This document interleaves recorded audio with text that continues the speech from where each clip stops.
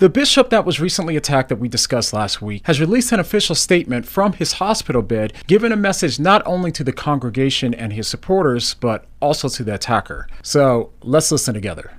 He starts by giving an update on his health. We thank the Lord Jesus for what took place in the last couple of days. I'm doing fine, recovering very quickly. We thank the Lord Jesus. So there is no need to be worried or concerned. And then he references those that were seen rioting after his attack outside of his church. Worshippers watching online swarmed to the scene. Officers responding to the incident came under attack from the mob. To those that were reacting violently, he says, and a piece of advice to our beloved faithfuls.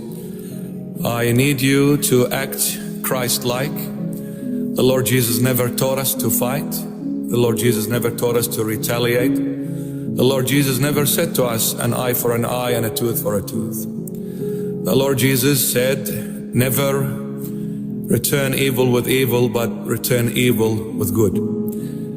For this is our master, our teacher, our leader, and our good shepherd who leads us to green pastures and still waters. So my beloveds, I want you to always be calm. We need to be always law-abiding citizen as well. We need to cooperate with the police directives, whether it be at a state level or a federal level. But above all, we are Christians and we need to act like it. Love never fails. 1 Corinthians 13:8. Love never fails. But then he goes on to address the person that attacked him. I forgive whoever has done this act, and I say to him, you're my son, I love you, and I will always pray for you. And whoever sent you to do this, I forgive them as well, in Jesus' mighty name. I have nothing in my heart but love for everyone, whether that person is a Christian or not. It's totally beside the point. The Lord Jesus always taught us to love one another. Love God and love your neighbor like yourself. Whoever that neighbor is, we need to love them and respect them as we love and respect ourselves.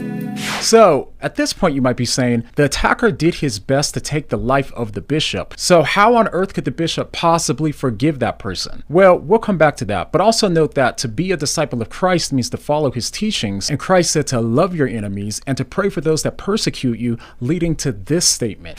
So I have forgiven them, I'm praying for them, and for this young man, I say to you, you're my son, and you'll always be in my praise. May the Lord Jesus forgive you, may the Lord Jesus bless you and show you the way, my dear son. And once again, to our beloved faithfuls, we need to reflect Christ in our life. The Lord Jesus never said, go out and fight in the street. Never said to retaliate, but to pray. And this is what I'm asking everyone to do. Pray, my beloved, thank the Lord Jesus, and respect the law of this country, and also adhere to the directives from our beloved police force, from the commissioners, and to everyone else in this government.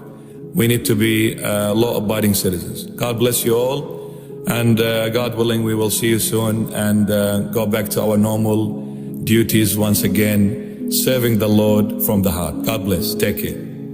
And here he ended by reestablishing the words of Paul in Romans 13, when Paul commands Christians to submit to their governing authorities, followed by James 4, when James says that the Lord is ultimately in control, then we should say, if the Lord wills, we will do this or that. But after hearing this message, there were a lot of people in the comments wondering how the bishop could possibly forgive the person who tried to take his life. And the answer is found in the example of Christ, who prayed for the forgiveness of the very people who were in the process of taking his life. Now, of course, this doesn't mean that Christians can't protect themselves in self-defense. They absolutely can. But what it does mean is that Christians are commanded to not retaliate out of revenge. Instead, we're commanded to forgive, and forgiveness is the voluntary suffering for the sake of the greater good. And that's one of the reasons for why forgiveness requires the highest degree of true strength. But not everyone agrees with me on this, particularly Andrew Tate. To see why I believe that Tate's advice to Christians following this attack ultimately leads to insecurity and weakness, go ahead and check out this video, and I'll see you over there.